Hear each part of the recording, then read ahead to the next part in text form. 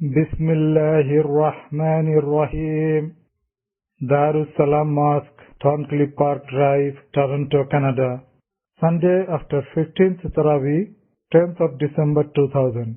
The Bayan is presented by Hazrat Maulana Mufti Saeed Ahmed Palanpuri Sahib Damad Barakatuhu. نستغفره ونؤمن به ونتوكل عليه ونعوذ بالله من شرور أنفسنا ومن سيئات أعمالنا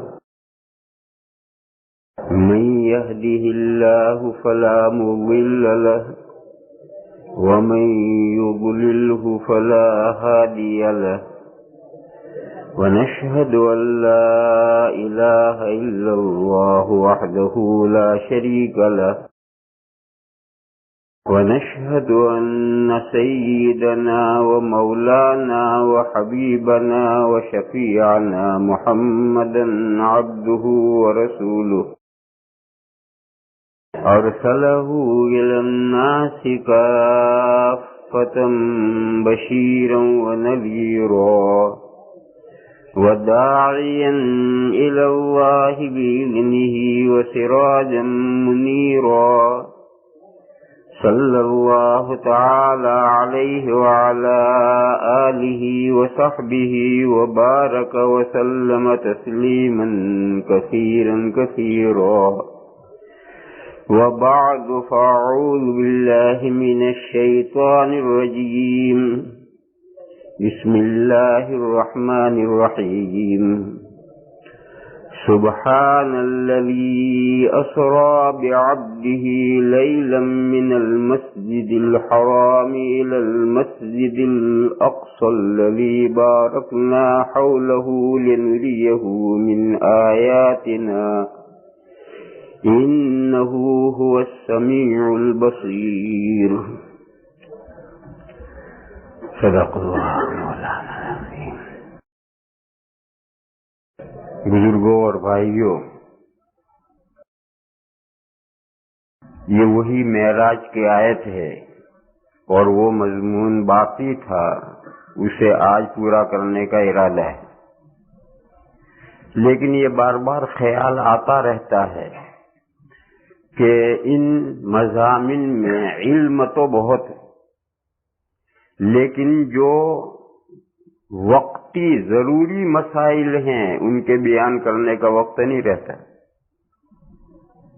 رمضان شریف ہے، رمضان کی اہمیت ہے، رمضان کو کیسے وصول کرنا ہے، آخری عشرہ آ رہا ہے، اس کے لیے اعتکاف کی تیاریاں کرنا ہے.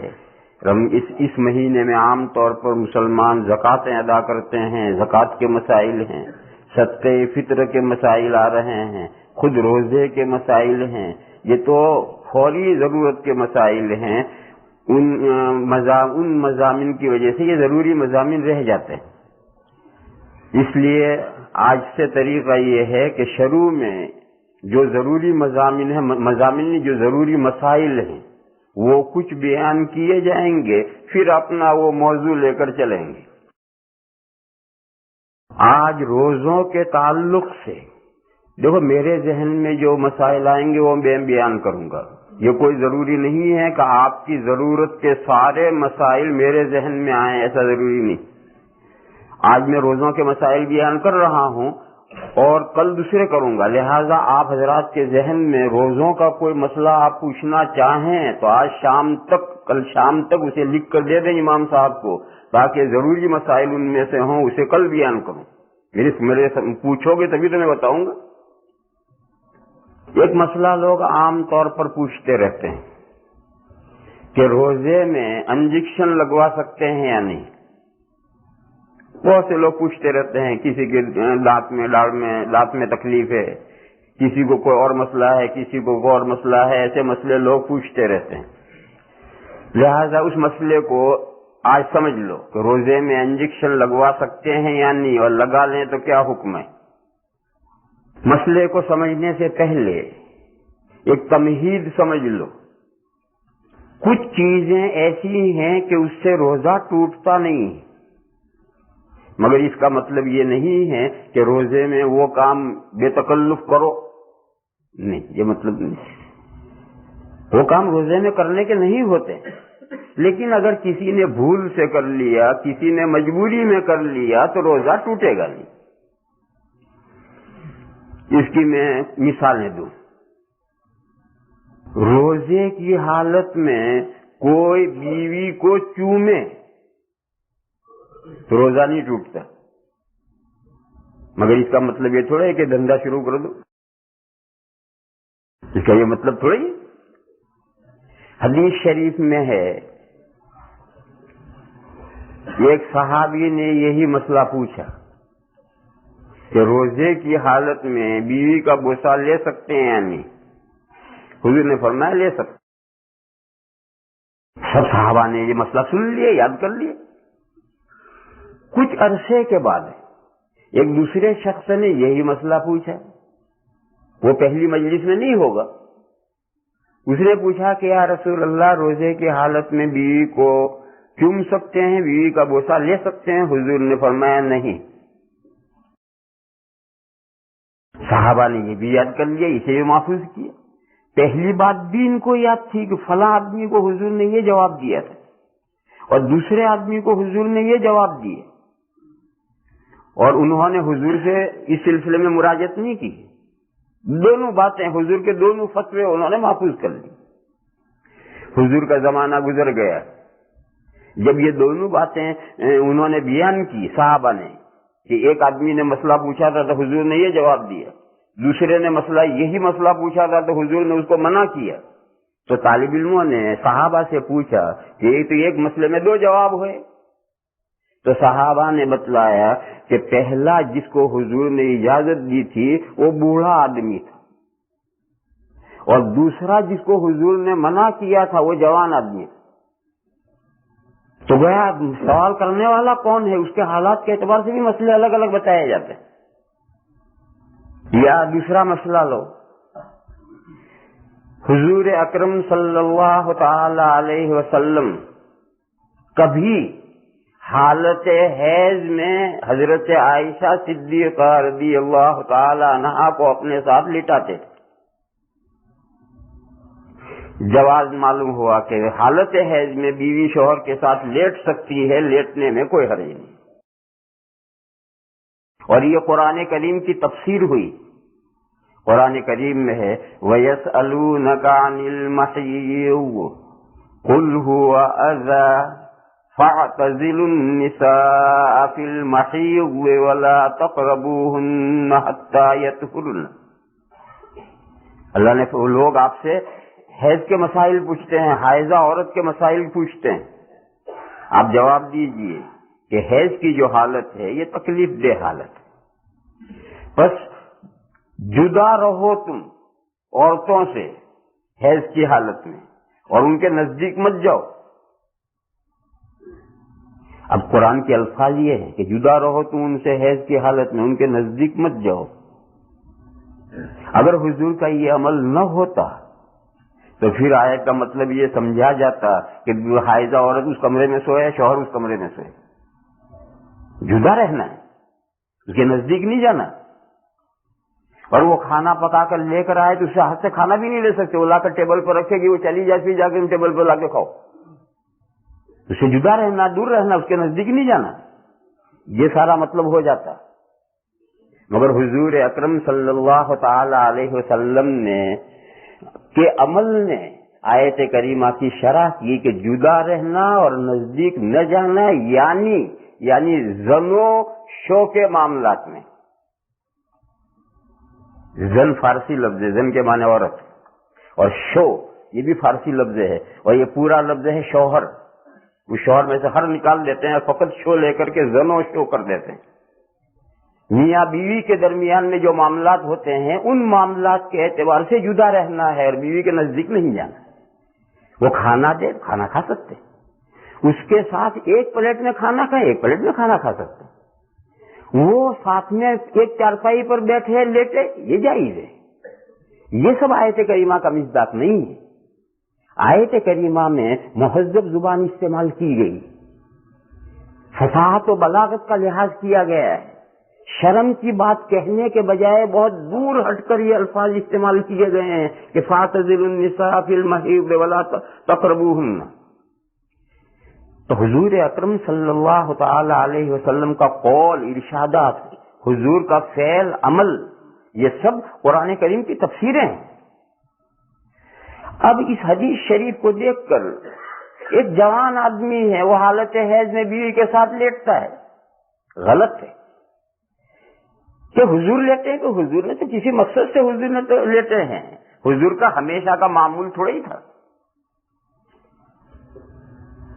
یہی حضرت عائشہ صدیقہ جو یہ خود بیان کرتی ہیں، یہ حدیث وہی دوسری حدیث بیان کرتی ہیں کہ جب ہم حضور کے ساتھ لیٹے ہوئے ہوتے تھے اور رات میں حیض شروع ہوا تو نزلنا علی الحصیر، ہم چٹائی پر اتر جاتے تھے.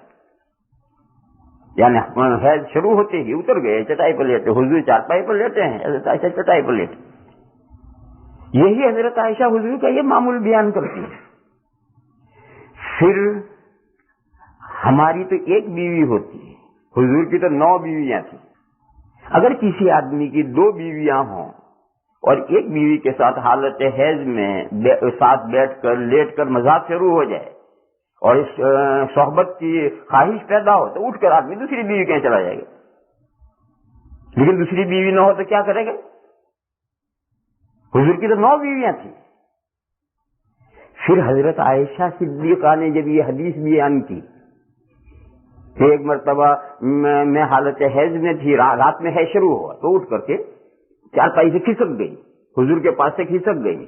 تو حضور نے پوچھا انفستی، کیا تمہارے ماہواری شروع ہو گئی؟ تو انہوں نے کہا جی ہاں یا رسول اللہ میری ماہواری شروع ہوئی. تو حضور نے فرمایا کہ تم کپڑے باندھ کر کے آ جاؤ.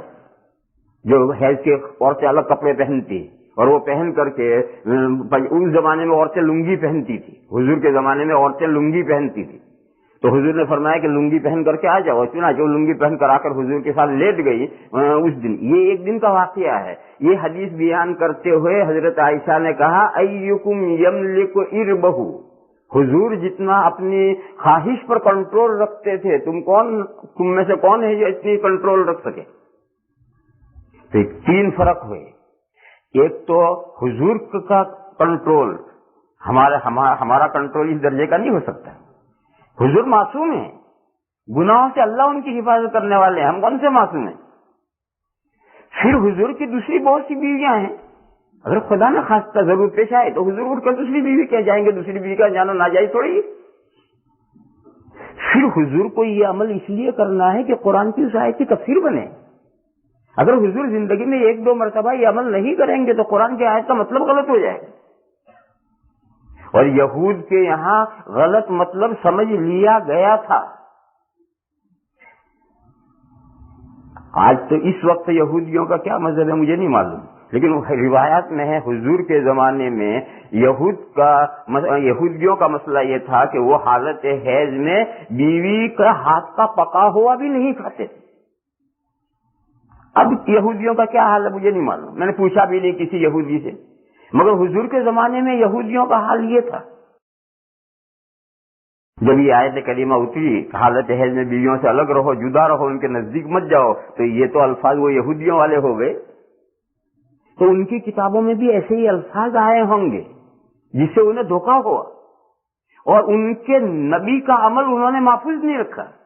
یہ تو صرف حضور ہیں جن کے رات اور دن کا، تنہائی کا، خلوت کا، جلوت کا اور پوری زندگی کا ریکارڈ صحابہ نے محفوظ رکھا. اور آج 10,000 حدیثیں ہیں جو صرف حضور کی زندگی کا ریکارڈ ہے. پچھلے انبیاء میں کسی کا کوئی ریکارڈ نہیں. لیٹسٹ حضرت عیسیٰ علیہ السلام گزرے ہیں، جاؤ کرسچنوں سے پوچھو، حضرت عیسیٰ علیہ السلام کا کوئی ریکارڈ ان کے پاس نہیں، ان کی پوری زندگی کا کوئی ریکارڈ نہیں. جو کچھ 4 انجیلوں میں ہے حالات حضرت عیسیٰ کے، جو حالات 4 انجیلوں میں بس وہی، اور اس کے علاوہ کوئی ریکارڈ نہیں. اور دوسرے انبیاء تو عیسیٰ علیہ السلام سے دور ہیں. موسیٰ علیہ السلام کی زندگی کا تو سرے سے کوئی ریکارڈ نہیں. یوکے میں ایک سینیگوگ میں ہم گئے نماز ان کی دیکھنے کے لیے، یہودیوں کی نماز دیکھنے کے لیے. پہلے سے اپوائنٹمنٹ لیا تھا ہم نے اور جا کر ان کی نماز دیکھی. نماز کے بعد ان کے امام صاحب سے گفتگو ہوئی. تو میں نے ان کے امام سے پوچھا، انگریزی میرے ساتھ ساتھی سے، میں نے اردو میں ان سے پوچھوایا کہ ان سے پوچھو کہ یہ موسیٰ علیہ السلام کے بارے میں موسیٰ علیہ السلام کو کیا مانتے ہیں؟ تو اس نے کہا اونلی ٹیچر. اس یہودی نے جواب دیا موسیٰ علیہ السلام کے بارے میں جس کی کم وقت امت ہیں، کہنے لگے اونلی ٹیچر. تو اب ٹیچر کے احوال کیا معلوم کرنے کی ضرورت ہے؟ ابھی وہ تو ٹیچر ہے، پڑھا کر کلاس میں چلا گیا. تو میں عرض یہ کر رہا تھا کہ یہودیوں کو جو غلط فہمی ہوئی تھی جب یہ آیت نازل ہوئی تو صحابہ نے حضور سے ذکر کیا کہ یہود کا یہ طرز عمل ہے کہ حالت حیض میں وہ بیوی کے ہاتھ کا پکا ہوا کھاتے بھی نہیں، ایک کمرے میں لیٹتے بھی نہیں. تو حضور نے فرمایا اصنعوا بہن کل شیء الا النکاح. حضور نے فرمایا کہ حالت حیض میں بیویوں کے ساتھ ہر چیز کرو سوائے صحبت کے. صحبت اور صحبت کی جو تمہید ہے، دوائی ہے، وہ بھی صحبت کے حکم میں ہے. قرآن نے کیا کہا؟ لا تقربوا الزنا، زنا کے قریب مت جاؤ. اور حدیث شریف نے کیا کہا ہے کہ آنکھ بھی زنا کرتی ہے، کان بھی زنا کرتا ہے، ہاتھ بھی زنا کرتے ہیں، پیر بھی زنا کرتے ہیں، کیوں یہ زنا کی سب تمہیدیں ہیں. لہذا حالت حیض میں بیوی سے صحبت نہیں کرنی تو صحبت کے جو مقدمات ہیں وہ بھی نہیں کرنے. تو حضور نے فرمایا کہ اصنعوا بہن کل شیء الا النکاح، حالت حیض میں بیویوں کے ساتھ ہر برتاؤ کرو، یعنی ان کا پکا ہوا کھا سکتے ہو، ان کے ساتھ ایک پلیٹ میں کھا سکتے ہو، وغیرہ وغیرہ وغیرہ. صحبت اور صحبت سے تعلق رکھنے والی جو باتیں وہ مت کرو. اور یہ جو ایک آدھ مرتبہ حضور نے کیا ہے زندگی میں کہ حضرت عائشہ کو اپنے ساتھ لٹایا ہے، وہ عمل اس لیے تاکہ ان آیات کریمہ کی تفسیر ہو اور صحیح مسئلہ سامنے آئے کہ اگر حائضہ ساتھ میں لیٹ جائے تو یہ آیت کریمہ کے خلاف نہیں ہے. تو میں تو اس کی مثالیں دے رہا تھا کہ ایک چیز جائز ہو پھر بھی اسے اختیار نہیں کرنی چاہیے. جائز ہونا اور ہے اور وہ کام کرنا چاہیے یا نہیں کرنا چاہیے دوسرا مسئلہ ہے. فقہ میں ایک مسئلہ لکھا ہے، وہ مسئلہ یہ ہے کہ ایک آدمی منہ میں بہت سارا تھوک اکٹھا کر کے نگل دیتا ہے روزے میں. روزہ ٹوٹا؟ نہیں ٹوٹا، روزہ نہیں ٹوٹا، مگر ایسا کرنا مکروہ ہے. ایک تو یہ ہے کہ منہ میں تھوک پیدا ہوا نگل گیا، یہ تو کوئی حرج نہیں، یہ تو ایک فطری طریقہ ہے. یہ ڈاکٹر کہتے ہیں کہ 24 گھنٹے میں 18 لیٹر تھوک پیٹ میں جاتا ہے. یہ ڈاکٹر کہتے ہیں، میں نے تولا نہیں، مگر یہ کہتے ہیں کہ 24 گھنٹے میں منہ میں تھوک 18 لیٹر تھوک پیدا ہو کر پیٹ میں جاتا ہے. اور یہ تھوک جو ہم کھاتے ہیں اس غذا کے ہضم کرنے میں یہ جا کر دخل دیتا ہے. تو اب وہ تھوک بازا ہوتا ہے، وضو کرنے کے بعد 15 منٹ تھو تھو تھو تھو تھو کرتا ہی رہتا ہے. یہ وہمی ہے. وضو کرنے کے بعد میں 1-2 مرتبہ اچھی طرح سے تھوک دیا تو جو پانی کا اثر سے گئے، ختم قصہ. اب تھوک نکلنے میں کوئی حرج نہیں ہے. بازے وضو کرنے کے بعد 15 منٹ تک تھوکتے رہیں گے. تو ہر تھوک کا نکلنا ایک فطری چیز ہے، لیکن اس تھوک کو سارا کا سارا منہ میں اکٹھا کیا اور پھر نکل گیا، مکروہ ہے. ایسا کیوں کیا؟ کیا ضرورت تھی ایسا کرنے کی؟ اور اگر تھوک کر کے ہتھیلی بھر دی اور پھر پی گیا تو روزہ ٹوٹ جائے گا. ہتھیلی میں تھوکتا رہا اور ہتھیلی بھر لیا پھر پی گیا تو روزہ ٹوٹ جائے گا. اور یہی ہتھیلی بھرا ہوا منہ میں اکٹھا کرے اور پھر نکل جائے تو روزہ نہیں ٹوٹے گا، مکروہ. منہ اور ناک، ان کی 2 پوزیشن ہیں، ان سائڈ بھی ہیں، آؤٹ سائڈ بھی ہیں. ناک کے اندر کا حصہ نرما، جو نرما ہے اس کا حصہ، اور منہ کے اندر کا حصہ، اس کی 2 پوزیشنیں ہیں. یہ آؤٹ سائڈ بھی ہے، ان سائڈ بھی ہے. ہم وضو کرتے ہیں، منہ میں پانی لے کر کلی کرتے ہیں، روزہ نہیں ٹوٹتا. کیوں؟ منہ آؤٹ سائڈ ہے. پانی لے کر ناک میں ڈالتے ہیں، ناک چھڑکتے ہیں، روزہ نہیں ٹوٹتا. کیوں؟ ناک آؤٹ سائڈ ہے. اور منہ کے اندر کا تھوک نگل جاتے ہیں، روزہ نہیں ٹوٹتا. کیوں؟ منہ ان سائڈ ہے. اب دیکھو منہ ان سائڈ ہو گیا، नाक के अंदर आलाइश भरी हुई है, सांस से खींच ली और पेट में, रोजा नहीं टूटता। क्यों? नाक इनसाइड है। तो बात चीजें ऐसी हैं कि उनकी दो पोजीशनें रखी गई हैं, बाज अहकाम में वो आउटसाइड है, बाज अहकाम में वो इनसाइड है। तो खैर मैं तो ये मसला बता रहा था कि देखो इसे रोजा नहीं टूटता, मगर इस तरह से मुंह में थूक जमा करके निकलना मकरूह है। इसी तरीके से समझो, इंजेक्शन से रोजा नहीं टूटता। क्यों नहीं टूटता? रोजा टूटता है मिम्मा दखल अला मिम्मा खरजा, जिस्म से कोई चीज निकले उससे रोजा नहीं टूटता। निकले लफ्ज़ निकले, निकाले नहीं। निकले और निकाले का फर्क है। आंसू निकले कोई फर्क नहीं, जख्म फोड़ा फुंसी फूट गया, खून पीप निकला, कोई बात नहीं। पलटी हो गई बाल्टी भरकर, वॉमिट हो गई, कीनी खुद हुई बहुत सारी, रोजे पर कोई असर नहीं पड़ता। क्यों? खुद निकली।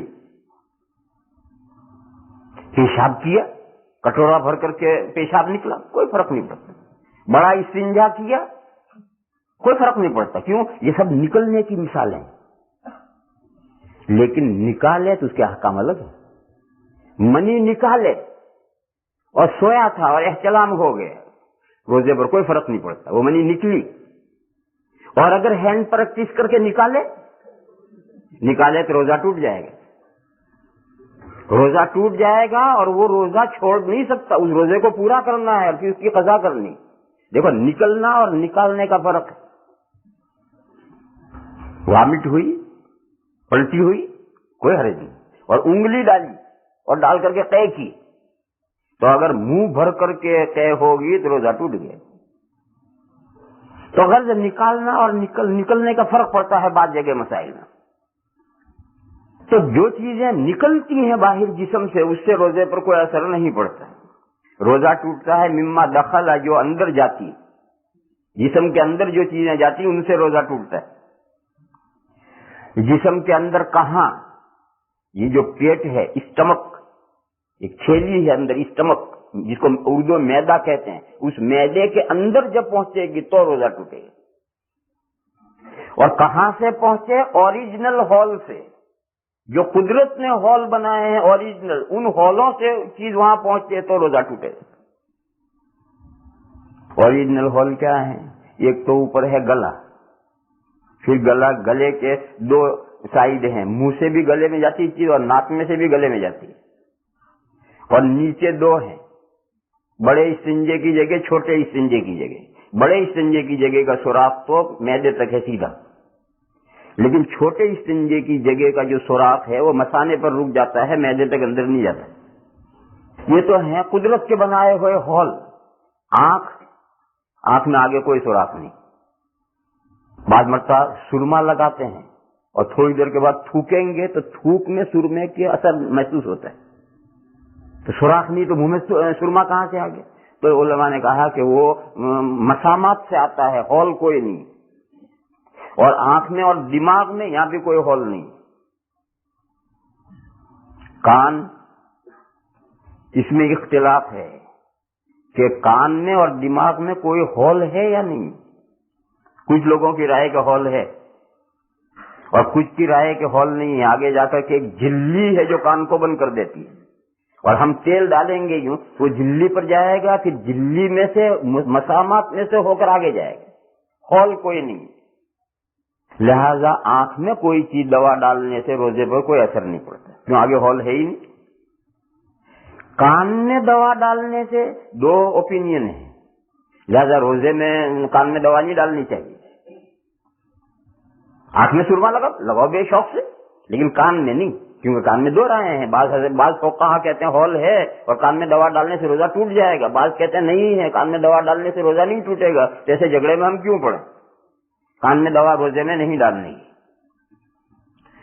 नाक और मुंह ये तो हॉल है, मुंह से जो जाएगा वो सीधा स्टमक में जाएगा। गले से उतर गया, बस अब रोक नहीं सकते आप, गया मैदे में। اور ناک سے یوں دماغ میں چڑھتا ہے. ناک میں سے ایک ہول یوں ہے منہ کی طرف ہے اور ایک یوں دماغ کی طرف ہول ہے. پانی بھی چڑھ جاتا ہے, دوسری چیزیں بھی چڑھ جاتی ہیں. تو ناک میں کوئی چیز ڈالی, اس سے روزہ نہیں ٹوٹا. لیکن ڈالی اور وہ دماغ میں چڑھ گئی, دماغ میں پہنچ گئی, روزہ ٹوٹ گیا. کیوں؟ دماغ میں جو چیز پہنچتی ہے وہ دماغ میں نہیں رہتی, وہاں سے پیٹ میں اتر جاتی ہے. یہ دماغ میں پہنچ گئی تو اب یقین ہے کہ یہ پیٹ میں اترے گی, کیونکہ دماغ میں نہیں رہے گی. ورنہ پانی دماغ میں چڑھ گیا, یہ پانی وہیں دماغ میں رہے, دماغ سڑ جائے گا.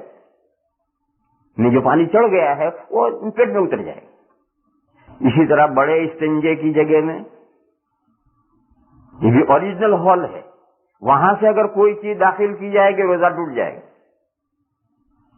کتابوں میں مسئلہ لکھا ہے کہ انگلی بھیگی ہوئی اگر پخانے کی جگہ میں داخل کرے گا روزہ ٹوٹ جائے گا, کیوں؟ اوریجنل ہال ہے. اسی طرح سے پیشاب کے سوراخ میں کوئی دوا ڈالی, اسے بھی روزہ ٹوٹ جائے گا, یہ بھی اوریجنل ہال ہے. اسی طرح سے ایک سوراخ ہے, اوریجنل تو نہیں ہے مگر اوریجنل جیسا ہو گیا ہے. جیسے پیٹ کا زخم, عربی میں اسے کہتے ہیں جائفہ, پیٹ میں زخم ہو گیا ہے. اللہ ہماری حفاظت فرمائے, کینسر میں ایسا ہوتا ہے. اور ایسا کسی نے چاقو مارا, ٹھیک ہو گیا, بچ گیا آدمی, اور سوراخ ہو جاتا, رہ جاتا ہے. کہ میدے کا پخانہ اس سوراخ سے باہر آتا ہے, یہاں کوئی چیز ڈالو تو میدے میں پہنچے گی, اس سوراخ سے کوئی چیز پیٹ میں جائے تو بھی روزہ ٹوٹ جائے گا. کہ یہ اوریجنل سوراخ نہیں ہے مگر یہ کہ وہ اوریجنل جیسا ہو گیا. یہ تو سب میں نے مثالیں دی اوریجنل ہال کی. ان کے علاوہ سر سے پیر تک ہماری پوری کھال میں ہال ہیں, باریک باریک کہ خوردبین سے تو نظر آ سکتے ہیں, ویسے آپ نظر نہیں آ سکتے. ان کو اردو میں کہتے ہیں مسامات, انگریزی میں پتہ نہیں کیا کہتے ہیں. آپ یہاں تیل رکھ کر کے ملیے یا اتر رکھ کے ملیے, تھوڑی دیر میں ختم, کہاں گیا؟ اندر اتر گیا. کہاں سے اتر گیا؟ سوراخ ہے. سر میں ہم تیل دے کر مالش کیجیے, تھوڑی دیر میں تیل ختم, کہاں گیا؟ اندر اتر گیا. کیسے؟ مسامات کے ذریعے. اور یہاں ناخن کے اوپر ملتے رہیے, نہیں اترے گا. کیوں؟ اس میں سوراخ نہیں, مسامات نہیں. غرض پورے جسم میں مسامات ہیں. ان مسامات سے اگر کوئی چیز جسم کے اندر داخل ہوتی ہے یا ٹیمپریری ہال سے داخل ہوتی ہے تو اس سے روزہ نہیں ٹوٹتا. روزہ گرمیوں کا روزہ, کھیت میں آدمی ہل چلا رہا ہے, بڑا زور کا روزہ لگا, شام تک اس نے 20 مرتبہ غسل کیے, روزے پر کوئی اثر نہیں پڑا. حالانکہ غسل بار بار کیوں کرتا ہے؟ غسل کرنے سے سکون ملتا ہے. کیوں سکون ملتا ہے؟ وہ پانی مسامات سے اندر جسم میں جاتا ہے. روزہ لگنا کس چیز کا نام ہے؟ روزہ لگنا اس کا نام ہے کہ اندر جسم کے اندر پانی کم ہو گیا. پیاس بھی اسی کا نام ہے کہ جسم کے اندر پانی کم ہو گیا. اس لیے سردیوں میں پیاس کم لگتی ہے. کیوں؟ باہر کی گرم ہوا اندر نہیں گھستی, اور گرمیوں میں پیاس زیادہ لگتی ہے, اس لیے گرم ہوا اندر گھستی ہے, اندر پانی جو ہے اس کا کوٹا ختم ہو جاتا ہے. غرض یہ جو نہاتا ہے بار بار تو پانی جسم کے اندر گھستا ہے, اس سے سکون ملتا ہے. مگر یہ نہ اس سے روزہ ٹوٹتا ہے, نہ روزے میں ایسا کرنا مکروہ ہے. بے تکلف نہ ہو, جتنے مرتبہ نہا لو. کیوں؟ اب جو پانی اندر جائے گا وہ مسامات سے جائے گا. روزے میں سر میں تیل لگایا, اتنی سی ہتھیلی بھر کر رکھ کر کے سارا اندر چلا گیا, اس روزے پر کوئی اثر نہیں پڑتا. کیوں؟ وہ تو تیل سارا اندر گیا مگر مسامات سے گئے. یہی حال ہے انجیکشن کی سوئی گھسائی اور دبا دیا اور دوا اندر چلی گئی, سوئی نکال دی, ہال ختم. یہ ٹیمپریری ہال بنا اور اندر دوا گئی اور سوئی نکال دی تو سوراخ ختم. لہذا یہاں سے اگر کوئی چیز داخل کی جائے گی تو اس سے روزہ نہیں ٹوٹے گا. لیکن اس کا مطلب یہ نہیں ہے کہ روزے میں یہ کام کرنا چاہیے. نہیں, روزے میں انجیکشن نہیں لگانا. کوئی ایسی شدید مجبوری ہو, خدا نہ خواستہ, اللہ ہماری سب کی حفاظت فرمائے, کسی کو ہارٹ اٹیک ہو جائے, گردے کا درد شروع ہو جائے تو اسی حالت میں انجیکشن لگانا پڑے گا. یہ تو ایک مجبوری. لیکن دوسری جو اختیاری معاملات ہیں, ان اختیاری معاملات میں روزے کی حالت میں انجیکشن نہیں لگوانا. کہ اپوائنٹمنٹ مغرب بات کرو, سب یہاں چلتا ہے, ایسا کوئی دشواری نہیں. لہذا روزے کی حالت میں انجیکشن نہیں لینا. لیکن اگر کسی نے لے لیا تو اس سے روزہ نہیں ٹوٹے گا. اس کی میں حدیث شریف میں ایک مثال دوں. پچھنے لگانا پرانے زمانے کے ایک طریقے علاج تھا. اس میں ہلکی ہلکی کھال کاٹتے تھے، اس میں سینگی رکھتے تھے، پھر چوس کر کے خون نکالتے تھے. اور یہ گرم ملکوں میں علاج ہوتا ہے، اور اب بھی سینٹرل افریقہ کے کئی ملکوں میں یہ علاج چلتا ہے. احرام باندھ رکھا ہو آپ نے عمرے کا یا حج کا، تو احرام کی حالت میں پسینے لگوا سکتے ہیں یا نہیں؟ حضور نے لگوائے ہیں. حضور نے احرام بھی تھا، روزہ بھی تھا. ایک دن حضور نے احرام بھی باندھ رکھا ہے، روزہ بھی تھا، اور اس حالت میں پسینے لگوائے ہیں حضور نے. لیکن حضرات صحابہ نے مسئلہ یہ بتایا امت کو کہ احرام اور روزے کی حالت میں پسینے نہیں لگوانے چاہیے. اور خود صحابہ اگر ان کو ایسی ضرورت پیش آتی تھی تو روزہ کھولنے کے بعد مغرب کے بعد پسینے لگواتے تھے. خود حضرت ابو موسیٰ اشعری رضی اللہ تعالیٰ عنہ جو یہ روایت کرتے ہیں کہ حضور نے احرام اور روزے میں پسینے لگوائے، جو یہ حدیث روایت کرتے ہیں، ان کو ایک مرتبہ ضرورت پیش آئی تو مغرب بعد روزہ کھولنے کے بعد مغرب کے بعد پسینے لگوائے. اس میں بہت ساری مثالیں دی. ان مثالوں سے یہ بات سمجھ سکتے ہیں کہ دو مسئلے الگ ہیں. کرنا چاہیے نہیں کرنا چاہیے الگ مسئلہ ہے، اور اگر خدا نہ خواستہ کسی مجبوری میں یا بھول سے کر لیا گیا تو روزہ رہا یا ٹوٹ گیا، یہ دوسرا مسئلہ ہے.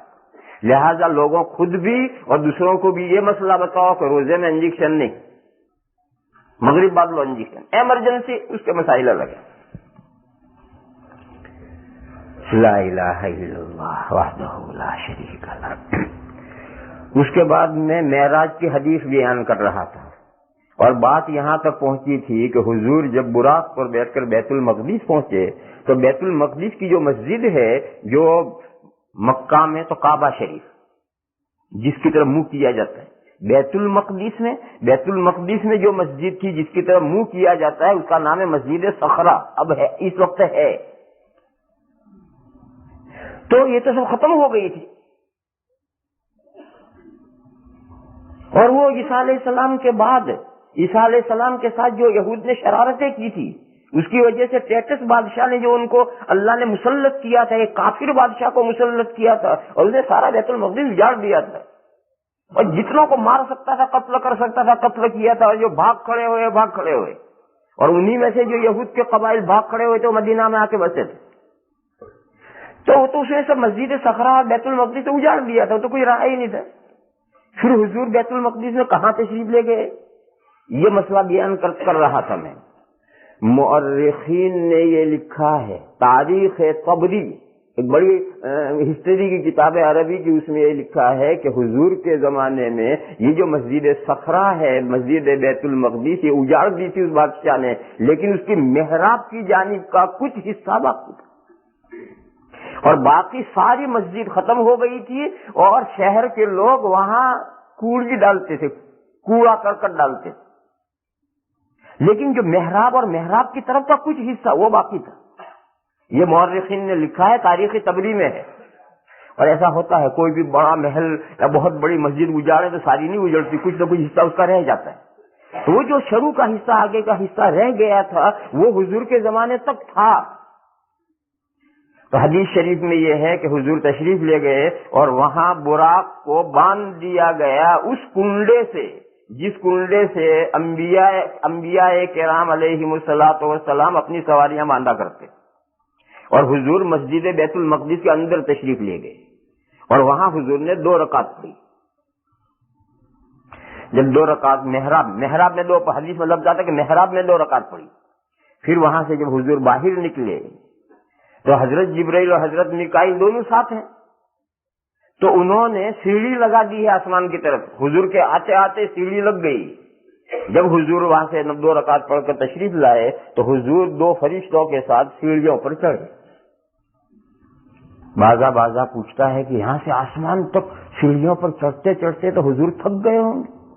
ہم 14 منزل کے بلڈنگ میں لفٹ بند ہو تو نہیں چڑھ پاتے، اور چڑھ جائیں تو پھر 3 دن تک اترتے نہیں. اس کا جواب یہ ہے کہ تو پہلے اشکال تھا، اب اشکال نہیں. اب وہ سیڑھیاں ہیں الیکٹرک کی سیڑھیاں، کیا کہتے ہیں، اسکیلیٹر کیا کہتے ہیں، اسکیلیٹر. کھڑے ہو جائیے، جہاں تک چلیے چل جائے گی. تو یہ کیا ضروری کہ حضور یوں چلے ہوں، سیڑھی پر کھڑے ہوئے، سیڑھی جا رہی. لہذا پہلے تو یہ اشکال تھا، اب وہ کوئی اشکال نہیں رہا.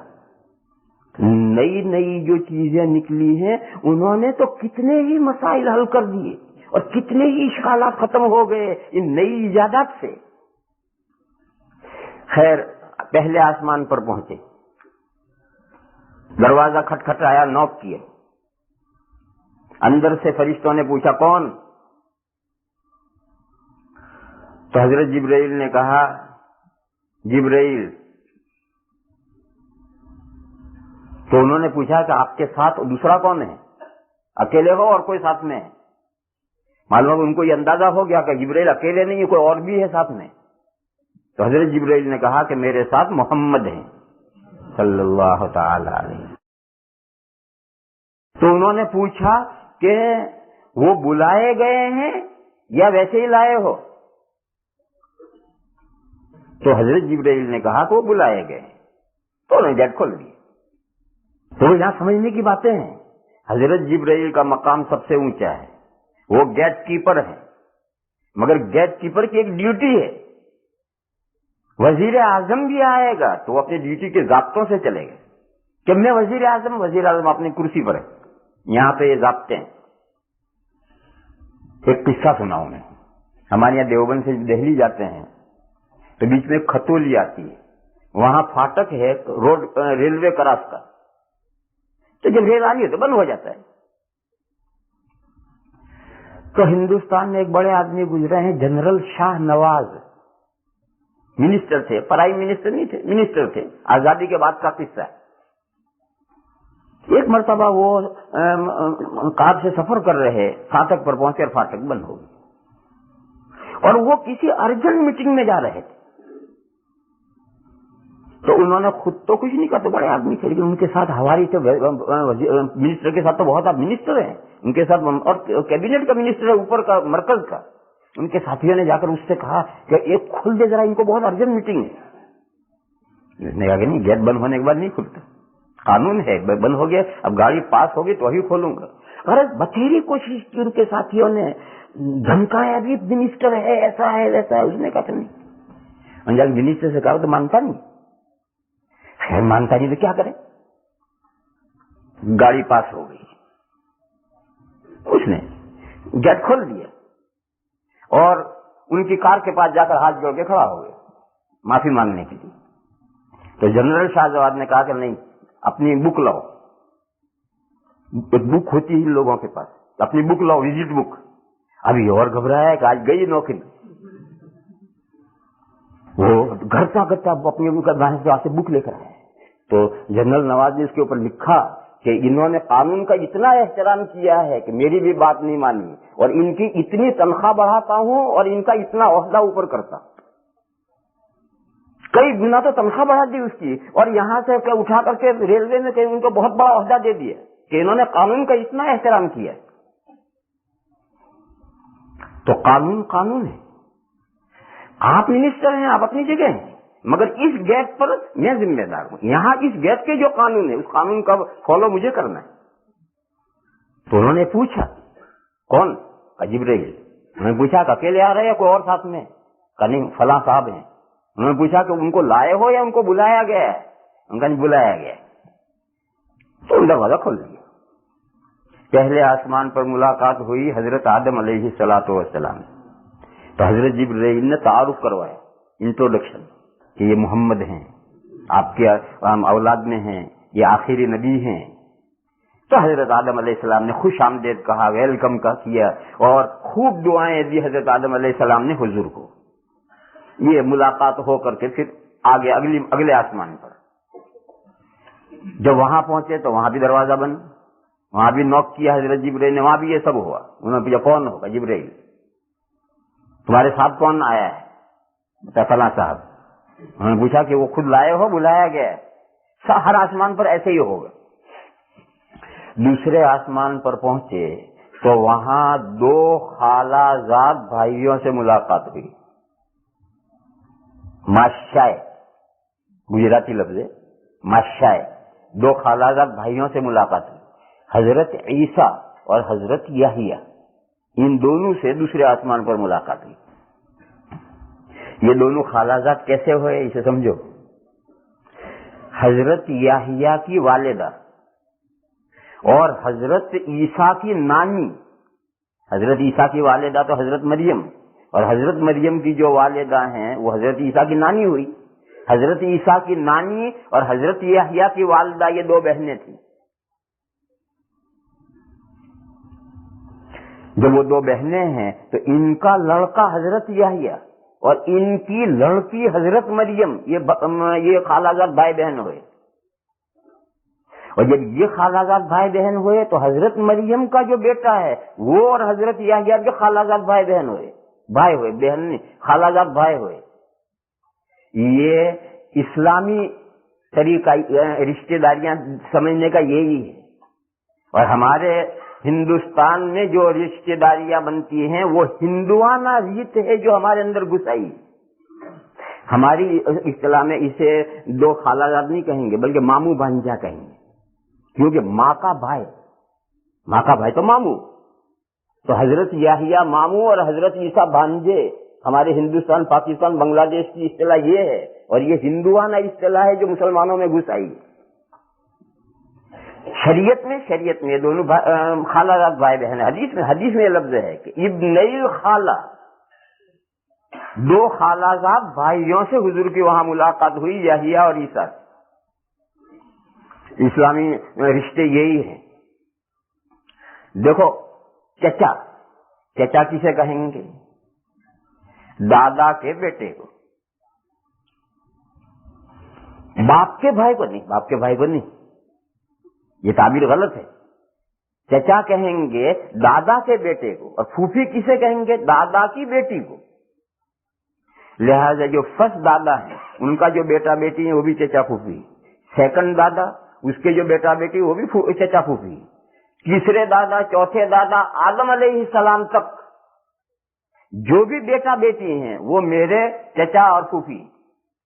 اور چچا اور پھوپھی حرام ہے نکاح ان سے. آدم علیہ السلام تک نکاح حرام ہے. جو فرسٹ جنریشن ہے دادا کا وہ چچا اور پھوپھی ہے. اور باپ کا جو فرسٹ جنریشن ہے وہ بھائی اور بہن ہے، اور وہ حرام ہے. پھر باپ کا جو فرسٹ جنریشن ہے پھر اس کے پاس جو آگے چلتا ہے وہ سب حرام ہے. بھائی بھی حرام، بہن بھی حرام، بھتیجا بھی حرام، بھتیجی بھی حرام، بھانجا بھی حرام، بھانجی بھی حرام، پھر ان کی اولاد بھی حرام، ان کی اولاد بھی حرام، ان کی اولاد بھی حرام قیامت تک. اور باپ سے اوپر جب جائیں گے تو فرسٹ جنریشن حرام ہے، سیکنڈ جنریشن حلال ہے نکاح. لہذا آدم علیہ السلام تک جو فرسٹ جنریشن ہے وہ چچا اور پھوپھی ہیں اور وہ حرام ہے. اور ان کی جو اولاد ہے چچا زاد اور پھوپھی زاد وہ حلال ہے. اسی طرح ماں کی طرف، ماں کی جو ہے وہ بھائی اور بہن ہے، چاہے وہ حقیقی ہوں، چاہے اللہ کی ہوں، چاہے اخیافی ہوں. اللہ کی تو ادھر نہیں ہوتے، اخیافی ہوتے. اور پھر اس سے اوپر جب چلے تو نانا نانی کا جو فرسٹ جنریشن ہے وہ ماموں خالہ ہے. پھر اس سے اوپر کے جو نانا ہے ان کو بھی ماموں خالہ، اس سے اوپر کے وہ بھی ماموں خالہ. آدم علیہ السلام تک سب ماموں خالہ. اور ان کی جو اولاد ہے سیکنڈ جنریشن وہ حلال ہے، ماموں زاد ہے، خالہ زاد وہ حلال ہے. اور آدم علیہ السلام تک جو ماموں خالہ ہیں وہ سب حرام ہے. مجھے تو یہ سمجھانا ہے کہ چچا اور پھوپھی آدم علیہ السلام تک جائیں گے، ماموں اور خالہ آدم علیہ السلام تک جائیں گے. لہذا جب حضرت یحییٰ حضرت مریم کے خالہ زاد بھائی ہیں تو حضرت مریم کی اولاد اگر قیامت تک چلے تو ان سب کے بھائی ہوں گے حضرت یحییٰ. قیامت تک جو حضرت مریم کی اولاد چلے گی سب کے یہ بھائی. اور حضرت یحییٰ کی اگر قیامت تک اولاد چلے تو حضرت مریم ان کی بہن ہے، خالہ زاد بہن. خالہ زاد بہن سے نکاح جائز. حضرت یحییٰ علیہ السلام کی اولاد نہیں چلی، انہوں نے شادی نہیں کی. حضرت یحییٰ علیہ السلام کی شادی نہیں ہوئی تو قرآن میں سیدہ و حسورن، حسور مانے شادی نہیں ہوئی تھی. اور حضرت عیسیٰ علیہ السلام کی بھی شادی فرسٹ پیریڈ میں نہیں ہوئی، آسمان پر اٹھائے گئے اس سے پہلے شادی نہیں ہوئی. لیکن قیامت کے قریب جب اتریں گے تب ان کی شادی ہوگی اور اولاد بھی ہوگی. اور پھر وہ اولاد کی اولاد بھی آگے چلے گی. تو خیر میں تو مسئلہ ہے ہماری کیا ہے، ہمارے یہاں موسال یعنی ننیال کا کمبخت چمال بھی ماموں کہلاتا ہے. یہ سب ہندوانہ باتیں، اسلام میں اس کا کوئی تعلق نہیں ان باتوں. بلکہ ہمارے یہاں تو عجیب و غریب ہے، ایک عورت کو کہ میری خالہ ہے اور اسے نکاح بھی ہو رہا، یہ کہ میرا ماموں ہے اسے نکاح بھی ہو رہا. کبھی کیسا ماموں اور کیسا کا ولہ پیپڑا ہے، ولہ پیپڑا سمجھتے ہو؟ گجراتی دوسرے گجراتی وغیرہ کے بھی لوگ ہیں. ولہ پیپڑا یعنی لوکی کی بیل ہے، جا رہی شیطان کی طرح کہیں سے کہیں. لوکی کی بیل جاتی نا بہت دور، تو یہ ایسی رشتے داریاں لوکی کی بیل کی طرح سے، یہ سب ہندوانہ ہے. ورنہ تو خالہ پھر نکاح کیسے جائز، ماموں اور پھر نکاح کیسے جائز؟ تو اس لیے اس مسئلے کو اچھی طرح سمجھو. ہم ایسے جب دو کلچر ساتھ ہوتے ہیں تو ایک دوسرے پر اثرات پڑتے ہیں. اسلام کے بہت اثرات ہندو تہذیب پر پڑے ہیں، ہندو تہذیب پر بہت اثرات پڑے ہیں اسلامی کلچر کے، اور ان ہندوؤں کے کلچر کے مسلمانوں پر، اسلام پر نہیں، ان ہندو کلچروں کے مسلمانوں پر بھی اثرات پڑے ہیں. مسلمانوں کی کہا اور خوب دعائیں حضور کو انہوں نے دعائیں دی. دیکھو یہاں سے ایک مسئلہ اور سمجھو، یہ ضروری نہیں ہے کہ بڑا ہی چھوٹوں کو دعا دے. ہمارے یہاں ایسا سمجھ جاتا ہے، نہیں، چھوٹا بھی بڑے کو دعا دے سکتا ہے، اور یہ ہمارے یہاں طریقہ نہیں ہے، یہ ہمارے یہاں طریقہ نہیں ہے. میں ہوں ایک 12-15 سال کا نوجوان لڑکے سے میری ملاقات ہو تو میں تو دعائیں دوں گا، لیکن وہ لڑکا مجھے دعائیں دے، یہ ہمارے عجم میں، ہندوستان، پاکستان، بنگلہ دیش میں روایت نہیں، یہ بھی غلط ہے. عربوں کا یہ رواج نہیں، بلکہ عربوں کے یہاں چھوٹا سب سے پہلے دعا دے. میں کسی شیخ سے ملوں گا، السلام علیکم، یہ شیخ حیاک اللہ، میں کہوں گا اسے حیاک اللہ، تو پھر وہ اس کے جواب میں کہے، پہلے وہ دعا نہیں دے گا، پہلے میں چھوٹا ہوں دعا دوں گا. کہیں جائیں گے راستے میں آمنے سامنے دو آدمی ہو، ایک چھوٹا اور بڑا ہے، تو سلام پہلے کون کرے گا، بڑا یا چھوٹا؟ چھوٹا. مسئلہ ہے کہ چھوٹا کرے، اور سلام تو دعا ہے، السلام علیکم تو دعا ہے. اور شریعت کا مسئلہ یہ ہے کہ دو اگر بڑے چھوٹے ہوں تو چھوٹا آگے بڑھ کے سلام کرے. تو اسلام کا اور عربوں کا تو یہ قاعدہ ہے. اور آج بھی آپ عرب میں چلے جائیے، چھوٹا بڑے سے ملاقات کرے گا تو سلام کر کے چھوٹا پہلے دعا دے گا، حیاک اللہ. حیاک اللہ مانے اللہ لانگ لیو، اللہ بہت زندہ رکھے آپ کو. تو پھر اس کے جواب میں وہ بڑا چھوٹے کو دعا دے گا. یہ میں نے اس لیے بتایا تاکہ آپ کو اشکال نہ ہو کہ حضور کو وہ دعائیں دے رہے ہیں. آدم علیہ السلام دعائیں دے رہے ہیں، حضرت یحییٰ، حضرت عیسیٰ دعائیں دے رہے ہیں، دعا تو حضور کو دینی چاہیے.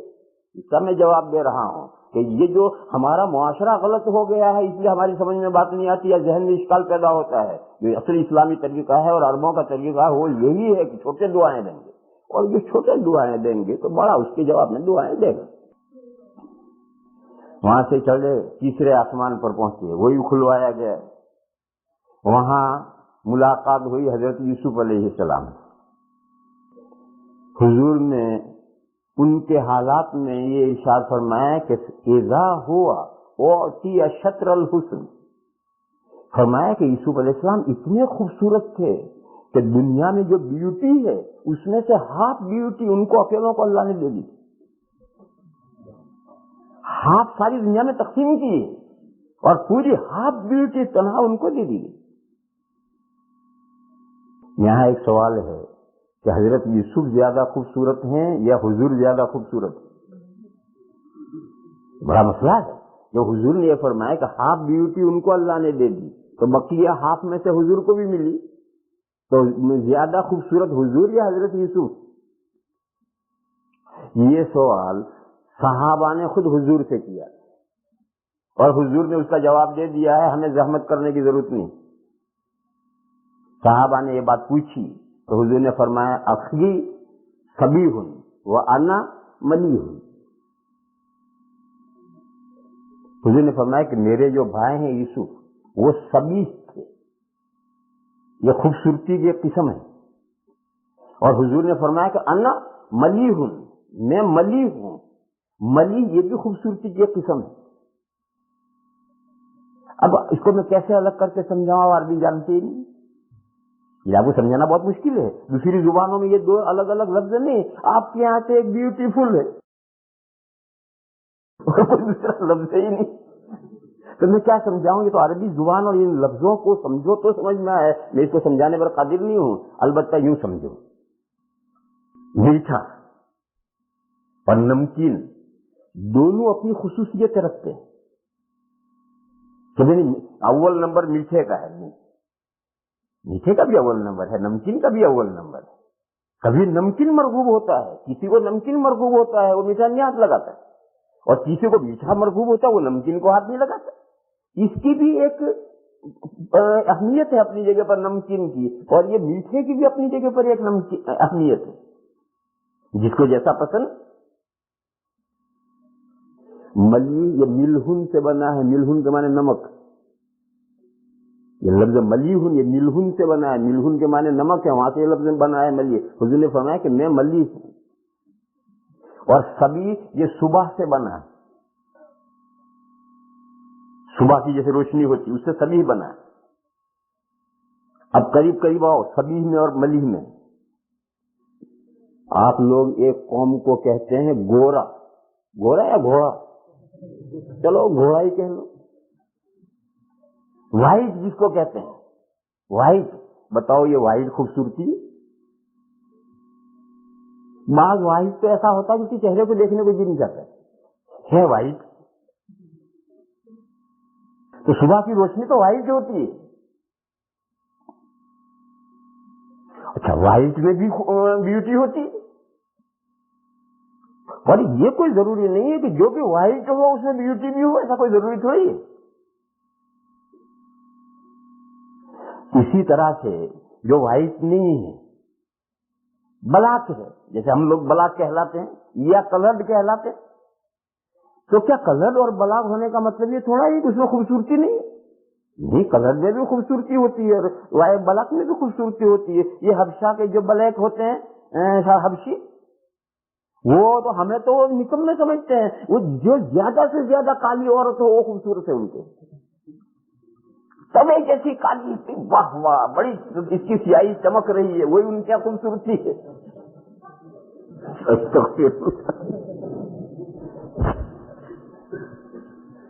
अब आओ करीब में। ब्यूटी यहां भी है, ब्यूटी यहां भी है। यहां ब्यूटी के साथ वाइटनेस गालिब है, और यहां ब्यूटी के साथ नमकीन ये गालिब है। नमकीन के लिए दूसरा लफ्ज मेरे पास अंग्रेजी का नहीं है। किसी को ये चीज पसंद होती है, किसी को ये चीज पसंद होती है। तो हुजूर ने जवाब ये दिया कि खूबसूरत मैं भी हूं, खूबसूरत मेरे भाई भी है, मगर मेरे भाई में खूबसूरती का ये पहलू है और मेरे अंदर खूबसूरती का ये पहलू है। ये जवाब कहा हासिल हुआ। खैर, वहां से आगे बढ़े। अगले आसमान पर मुलाकात हुई हजरत हारून से, नहीं, चौथे आसमान पर मुलाकात हुई हजरत इदरीस अलैहिस्सलाम से। हजरत इदरीस अलैहिस्सलाम के बारे में कुरान करीम में सूरे मरियम में एक लफ्ज आया है, व रफानाहु मकानन अलियन, और उठाया हमने उनको ऊंची पोस्ट में। उस आयत करीमा के पीछे एक लघु व मुहम्मल किस्सा लोगों ने घर रखा कि हजरत इदरीस अलैहिस्सलाम की एक फरिश्ते से दोस्ती थी। तो एक मर्तबा उन्होंने उस फरिश्ते से कहा, यार तुम्हारी दुनिया भी तो दिखाओ, कभी आसमान में ले जाओ, कनाडा दिखाओ। तो फरिश्ते ने कहा, वहां गेट कीपर बहुत सख्त है, सिक्योरिटी बहुत टाइट है। तो उन्होंने कहा कि अरे भाई इतनी में घुसा के ले जा। तो उस फरिश्ते तो बहुत बड़े होते हैं, तो फरिश्ते ने हजरत इदरीस को अपने पर में घुसा दिया और पहुंच गए ऊपर। नजर तो पर में घुसा दिया, नजर नहीं आएगा। और वो डंडा होता है इमिग्रेशन में फिराते हैं, क्या डिटेक्टर कहते हैं, क्या कहते हैं, डिटेक्टर। वो उस वक्त इजाद नहीं हुआ था, फरिश्तों के पास नहीं था।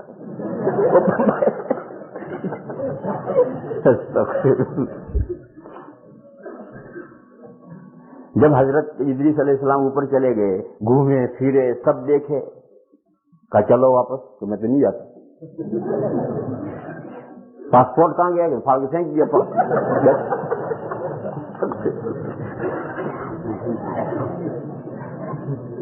اب فرشتہ کیا کرتا بیچارہ، مجبور، یوں وہ چوتھے آسمان پر رہ پڑے۔ اور وَرَفَعْنَاهُ مَكَانًا عَلِيًّا کا یہ مطلب ہے لا حول ولا قوت الا باللہ۔ یہ سب جھوٹ اور غلط قصہ ہے، جو تفسیروں میں گھس گیا ہے، یہ قطعاً غلط قصہ ہے۔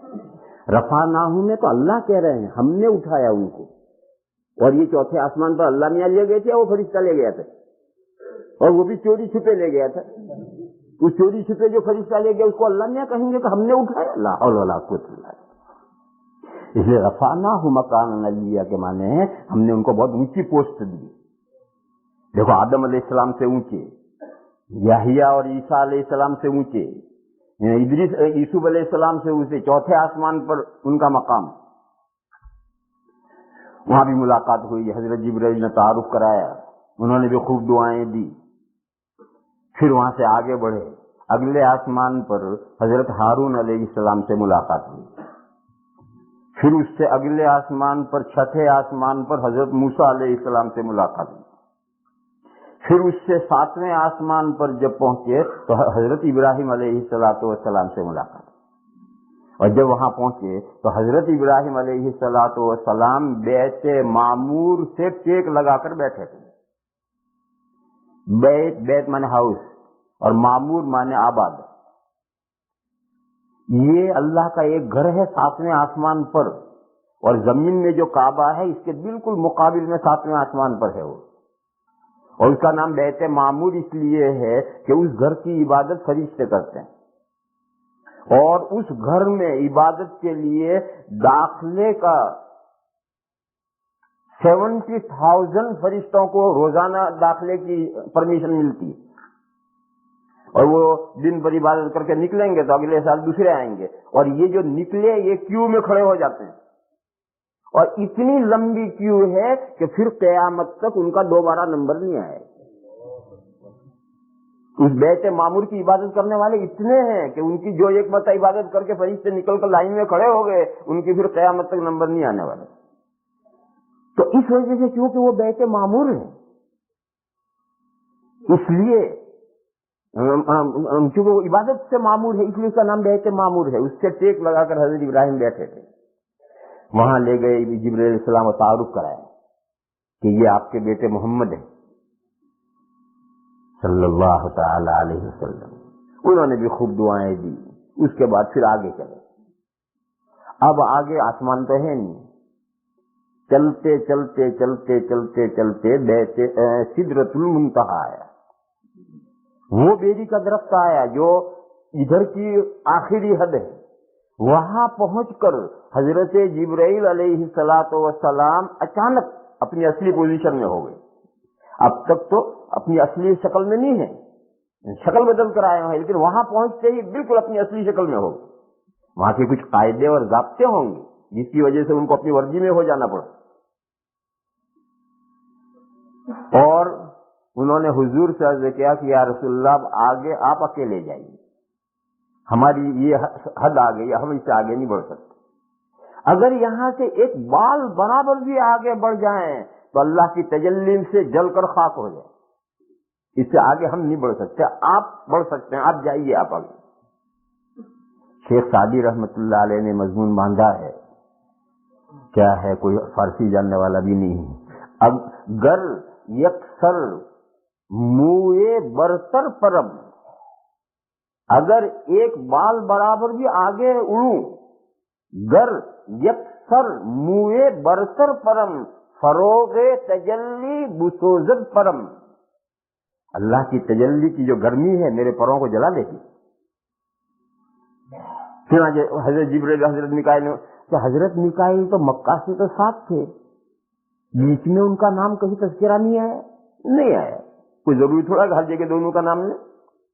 قرآن کریم میں اسی صورت میں ایک قصہ آیا ہے، موسیٰ علیہ السلام گئے تھے خضر سے ملنے کے لیے، تو ان کے ساتھ ایک خادم بھی تھا، تو قرآن میں اس خادم کا ذکر ہے، قال موسیٰ لفتاہ، لیکن خضر سے، حضرت خضر سے ملاقات ہونے کے بعد جو آگے سفر شروع ہوا ہے، پھر خادم کا نام کہیں نہیں آیا۔ وہ خادم کہاں گئے؟ کہیں پیچھے بٹھا دیا، یا یہ کہ وہ بھی ساتھ ساتھ ہے، ساتھ ساتھ اس کا نام کیوں نہیں آیا؟ تو ظاہر یہ ہے کہ پیچھے نہیں بٹھایا، جنگل میں وہاں مجموع البحرین پر پتھروں کے بیچ میں اور دریا کے کنارے کہاں بٹھائیں گے بیچارے کو؟ وہ بھی ساتھ میں ہے، لیکن اب جب دو بڑے ہو گئے تو اب یہ خادم کا تذکرہ نہیں آئے۔ تو اس لیے حضرت جبرائیل تو حضرت میکائیل سے بھی بڑے ہیں، تو ایک مرتبہ تذکرہ آ گیا، پھر آگے حضرت جبرائیل ہی کا تذکرہ آیا، باقی حضرت میکائیل بھی ساتھ ہی ساتھ چل رہے ہیں وہاں تک۔ پھر وہاں سے حضور آگے گئے۔ آج کہنا تو مجھے دیر تک تھا، لیکن مجھے پیشاب کا تقاضا ہے، اور ہمیشہ شوگر بہت بڑھی رہتی تھی، تو الحمدللہ کچھ بھی نہیں تھا۔ آج ہمارے قاری صاحب نے کہا کہ 9 ہے تو پیشاب شروع تو الٹی ہی چال ہے۔ اس لیے آخر دعوانا الحمدللہ رب العالمین، یہاں سے آگے لے کر کل چلیں گے۔